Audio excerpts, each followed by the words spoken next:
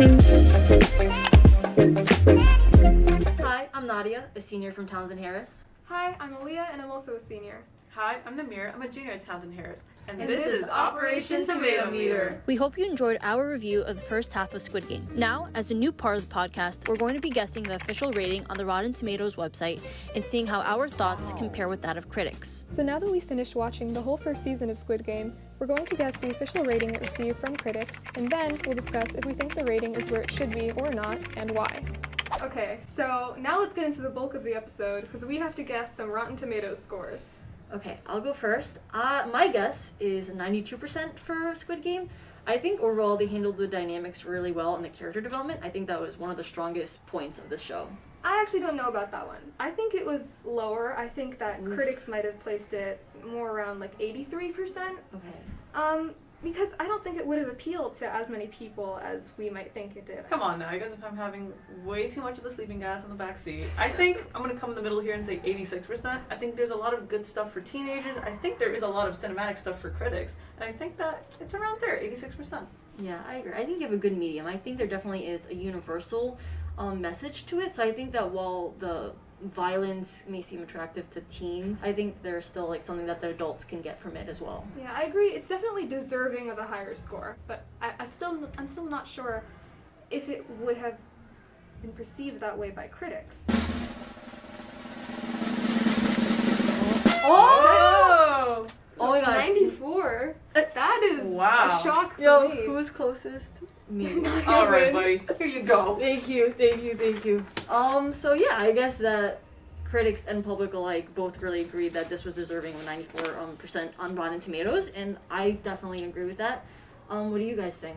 I agree with it. I think it might have actually been elevated by the perception of younger people, actually, because I heard that a lot of people actually stopped watching once they realized how violent it was in the first episode. Because in the beginning it was just like an innocent children's game, and then it was a massacre. So But honestly, I think those children games were so integral for making it so universal, as Nadia was saying. Yeah. And I think that's just what really makes it certified fresh on Rotten Tomatoes. maybe let's talk more about the games in the other episodes, because we did talk about episodes 1 through 4 last week. So what do we think about the other ones? So now in the second half of Squid Game, which we are reviewing today, last week we had Red Light, Green Light, Dalgona game, and beginning of Tug of War. Now we have Tug of War, the whole marble game, and then the glass bridge. Oh, and Squid Game, of course. Yeah. What do we think about their strategy for Tug of War? Do you think that would have actually worked in real life? I feel like it could have actually. I thought that was a really cool scene actually, because I've never seen that strategy, and just right off the bat when they all started leaning, and then just that whole moment where they soak it in and show us wide shots of all of them just leaning all together as a team. I thought that was really cool to just see that happen out. I think that the Tug of War game really brought out the different kind of archetypes of each character. We kind of see the old man as this wise person who's lived his life, and that's why he's so essential to the dynamic of this team. But then more importantly, for me at least, was seeing Song Woo and how his desperation starts peaking there, where he can take even the 3 steps to go forward, even though it's so close to falling off the platform, and how he's willing to do the most erratic things just to survive and win. Yeah, I mean that moment as well when they took all 3 steps, that was so risky, and then they even showed Gion falling off himself, and then they pull him back on. So that was really high stakes, intense moment. So yeah, also something that I liked was when they were getting off after seeing the other team literally fall to their death. There's a great use of shadows and kind of that elevator portion, and I think that's kind of important to notice that little light sequence there, because it shows despite them winning, there's still a darkness they carry within them, because inherently they were the people who caused the other team's death. You just reminded me about that whole sentiment, because while they're winning, our team, you can see Gion's face start to falter, because behind the happiness, he starts to falter because he can see the other team struggle and their desperation. So I thought that was very humbling in a way. It was very scary. It also brings up the triviality, or the seemingly trivial aspect of these players, because we know they're important. We know that they're people. We're the audience watching this is this is terrible. This could never happen in real life. But of course the VIPs and the frontmen, everyone running this game, they don't have that same value for human life. They don't see the players as real people. They don't see them as having these values, and that's why also, their faces and their names and their numbers, rather, they were on like a checkerboard. And that was important because it shows they don't even see them as being alive, even. They can just be a light that goes out if they die. Exactly. And also what you said about the VIPs just having no regard. Like, they don't see them as people.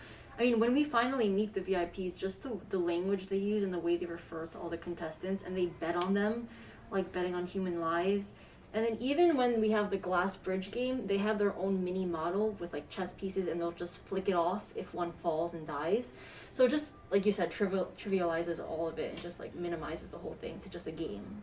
Going back to like the whole character development that we were talking about, we see Song Woo become more and more desperate, almost as if like this is like his true nature, which it could be. I mean, honestly, thinking back to how like if he betted with people's future and people's futures, and that's how he got into debt. Like, I feel like Song Woo is kind of idolized by Kyun, and I feel like by these games you can see how like Song Woo is actually not as amazing as Kyun thinks, and it's more like Song Woo's just trying to live as much as he can, and he's really trying to win these games, and I feel like he's very self-centered. Yeah, there could be a whole debate about Song Woo's character, because he does acts that, you know, being a viewer, we can just sit back and like judge him for it.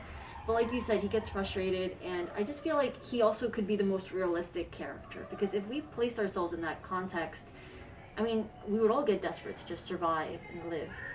I mean, we see it even in the glass bridge game, when the guy in front of him just won't budge, and there's like 30 seconds left. I mean, what would you do in that situation?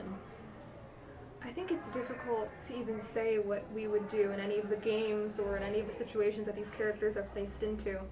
Because we can say that we would do the right thing and that we would uphold the standards that we've said that we would, but we really don't know because we've never been in that situation. And that's when people's true nature really comes out, is during adversity and during times when you are under a great deal of stress. And it does all come full circle in those last couple of episodes. In a lot of ways it comes full circle, and I really like those like details of tying it in. Like even one of Kyun's, when he's at the airport and he's on the phone with the person from, I guess, the whole organization, and he says one line that stuck out to me, that I'm not a horse. I just thought that was a great detail, because to the first episode where he's betting on horses, and even that whole situation, and just was very reminiscent of like being bet on as a human to play these games as well. So I thought that was really great at the end to just like reiterate that, like, I am not like your toy or your game.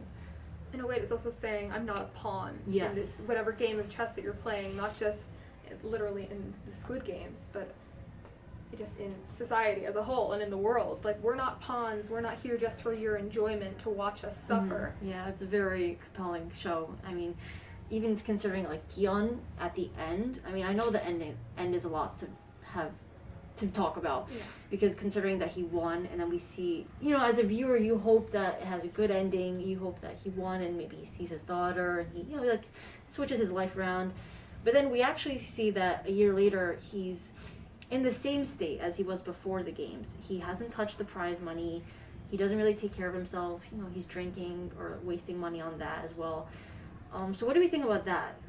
What do we think about his haircut? I mean, red for tomato, right? Tomato meter. The games really hollowed out, you know, Gyeon as a person. Like, he lost kind of like his drive, and he kind of lost even like the capacity for compassion. Like, I feel like he was just put into like this shadow of his former self, and he just had to live with that. And I think that the haircut, at least, was kind of indicative of like, this is a new start for Gyeon, and I think red was an interesting choice. You know? That is. What you were saying earlier about you thought there were loose ends at the end, I actually don't think there were many loose ends. I thought maybe the season could have actually stood alone as an entire series, and the ending was, while it was very fast and it might have even felt rushed, I think it was very impactful, and it really tied up such an important show, especially in this particular time. And yeah, I don't know. What do you guys think? Were there loose ends? I wouldn't say loose ends per se, but just open ending. And I think that's why I would slightly disagree with you on that. I feel like it would be a disservice to just end it at season 1, because I think just, like, you see the passion with which, like, Kyun turns around and starts to walk, and you're, like, yearning to, like, know what happens next, and will this be put to a stop? And what do you think? I feel like in terms of like loose ends, like after talking about it more, like yes, I definitely want to see if Kyun's gonna join Squid Games again. Is he gonna be part of something different, still related to Squid Games? Is he gonna even stop Squid Games? Yeah. Like those are the kind of questions that are like, wow, like I can't wait to see what this next season's gonna be about. But also like thinking back to how like the old man, just because his death wasn't like explicitly shown, I feel like that also brings up the question of the police officer. Is he actually dead? That's something that just clicked for me. I was like, I didn't think about that. and also then that kind of ties into like, how did the front man become the front man from being the 2015 winner? Yeah, there's definitely more to be explored with that, like police and his brother's side story as well, and I'm just really excited to see it. This week we are doing something new. We know that you've all seen the Tom Holland news, so let's formally introduce it. Welcome to the Tom 80 Challenge. So to keep it sweet and simple, we have one goal: to get Tom Holland, who's the lead in the new movie Spider-Man: No Way Home, to make an appearance here at Townsend Harris before the movie premieres on December 17th. I mean, he's playing a kid from Queens, so what better way to promote his movie than to come to the best high school, Queens? When walking towards the locker rooms for gym class, you might have already seen the Spider-Man cardboard cutout hanging outside the clave, as you can see here. To help us achieve our goal, we've asked anybody and everybody to take a picture with the cutout and to share on Instagram with the hashtag Bring Holland to Harris, and tag at Tom Holland 2013, at Spider-Man Movie, and at THHS Classic. So today, November 12th, was actually the last day to participate, so thank you to everyone who already took photos with the cutout and tagged the classic. So first up, we have the THHS girls basketball team, and look at them go. We love a good, great group picture, you know. I think they're really enjoying it. Look at that. Yeah, I love the coordinated poses in that one. Yeah, absolutely. I love how, we've got the 5 of them with Spider-Man. I think that just really shows like how much we love him over here at this Queens high school. I think it's just, these are the people Tom Holland could be meeting when he comes over to our school. Exactly, and the fact that these are all seniors, that's so great. It would be so nice for him to come to a Queens high school and meet some almost graduates and then go off. Absolutely. Now moving on to the next one, I really like this one. This one, I love the action shot here. I mean, that's super cool. Yeah, that one's great with the webs and everything. I think that one was really creative, and I'm kind of wondering how they got that shot. Timing. Great timing on this one. All right, the next one, Mr. McKahee. I know I have him for A-Push this year. Look at him go. He's even taller than the billboard. Wow. Yeah, I love that. That really captures the spirit of what we're trying to do, and I love that the teachers are getting involved in this. That's iconic. Look at him. Just let's read his caption. Any story about a teenager in Queens would be incomplete without a visit to Townsend Harris. I absolutely agree. I just love the teachers. They're really getting into this. Yeah, it's just really fun over here at Townsend, so I'm really glad everyone participated in this. Okay, so now we have another teacher. Oh, this is similar to the other action shot one we have. I just love how this is a video, this one. I love the pose that he goes into at the peak of his jump. I mean, that's just the height he has on that. You know what we need? Since Mr. Stern is a physics teacher, we need him to go into depth about the physics that like Spider-Man uses with his webs or something. It just has to happen. It's so fun to see all this. And now moving on to our last one. This one's a special one. This is from an alumni, and I love their caption. Does someone want to read it? Sure, I can read it. The fact that I took a picture with this exact cardboard cutout 2 years ago during Keeper's Day is sending me.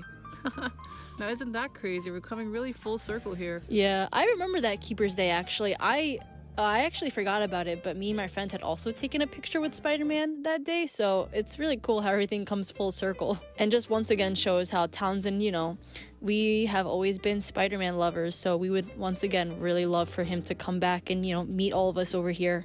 So now that you're doing your part, let's give you an update on what's going on from our end. We sent a folder filled with videos and images from this campaign to Sofia Groopman, our consultant from the Pan America Writers Group.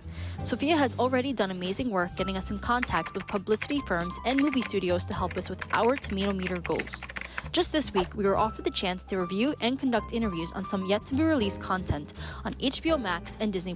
We're really excited about that, and we'll have more to come on that soon. Now, Sophia is ready to help us get in touch with Sony and Marvel about our No Way Home project. She has her Spider-Man selfies and will let them know that we will continue this campaign with new plans in the coming weeks. So make sure to keep engaged. The more you do, the more likely we can achieve our goal. It may be difficult, but we will try our best to get Spider-Man to come back home to the Queens High School. Follow us on Instagram at THHS Classic to see what we have planned for this week's #Bring Holland to Harris campaign. All good things must come to an end. If you made it this far into the episode, thanks for listening, and make sure to check out our previous and upcoming episodes. Remember, we all want Tom Holland in Queens. As always, this has been Nameera, Aaleia, Nadia. on Operation Tomatometer. So thank you so much for tuning in, and we'll see you guys next week. bye! Bye bye.